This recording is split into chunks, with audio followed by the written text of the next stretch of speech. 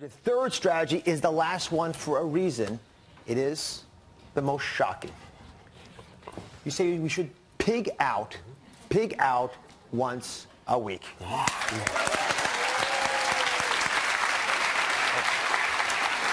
on over.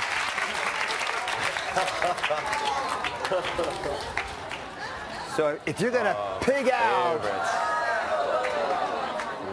once a week, this is what it might look like. Is it familiar to you at all? Oh, yes. Tim, how could we possibly lose weight eating this? Also something that was not expected at all, but by spiking your calories once a week, two things happen. The first is that it improves, for example, thyroid output, very important for women, mothers in particular. Secondly, it makes the diet sustainable. People don't have to give up their comfort foods indefinitely. And that allows people to be strict the other 6 days of the week. And if you control the damage, and there are a few ways that you can do that with, let's say, grapefruit juice before you do the binge, very surprisingly will stabilize your blood sugar. And just so happens, I just have to have some here. Amazingly. Now, here's the deal. Before I give it to you, I want to find out, what do you like to binge on?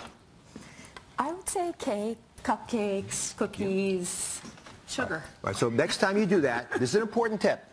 Again, I didn't really believe this when I read about it. So I checked into why this could possibly work. And if you take a little grapefruit juice, if you're going to binge, and I'm not going to agree with binging quite yet, but I like the concept. Yeah. I like the concept of freeing us a little bit, liberating us to do this once a week if you're good the other days. But if you're going to do it, some grapefruit juice, enjoy some. That's something very important. It opens up these receptors in our muscles, and I've got a little animation that's going to show that. But before I ask that, would you feel freer in life to diet if once a week you could do this, just blow it out? Once a week, yeah. Good. And would you be willing to remember one or two little tips to make sure that if you did blow it out, we would minimize the damage in your body? Yes. You would. Most people on board with that? It makes sense? Yes. All right, because Tim says we can do this if we can let our muscles burn the calories rather than letting our fat store the calories. And the juice opens up those doorways. So let me show you what's going on. This is an animation of what happens in your muscle. What happens deep inside of you when you're doing different activities or having grapefruit juice is you have different receptors that suck the sugar, the yellow, into it. Now notice the other areas, the blues, they're closed normally because you're not doing anything. You're just sitting at the table eating. What you want to do is some activity to open up these other blue areas. For example, squats. Right, Shari, we're doing a couple in a minute. And when you do those squats, then what ends up happening is you open up all the receptors. See, all the blues are open. So all those channels open up. All the sugar, the yellow, can pour into the muscle and be burnt up. It becomes fuel.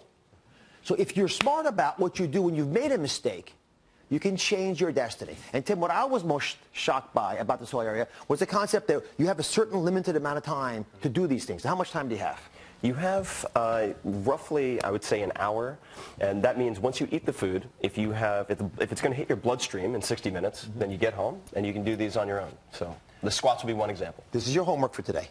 The next time you make a mistake, which since we're all humans, I can guarantee we will all do, right? And we're going to pig out and enjoy it, and whatever day you do it, you're going to do it. Okay. We're going to do these activities. Walk us through a correct air squat, and we're going to do this at home, everyone. You guys can stay seated. You get to enjoy the day. Ready? All right, so correct air squat. You have the hands out for balance right here. And you're going to go, it's a sitting back movement, down to thighs parallel. If you can only go halfway, that's fine. But you're going to come down slowly and then right back up. And you're going to do this for a total of roughly 60 seconds, 60 to 120 seconds.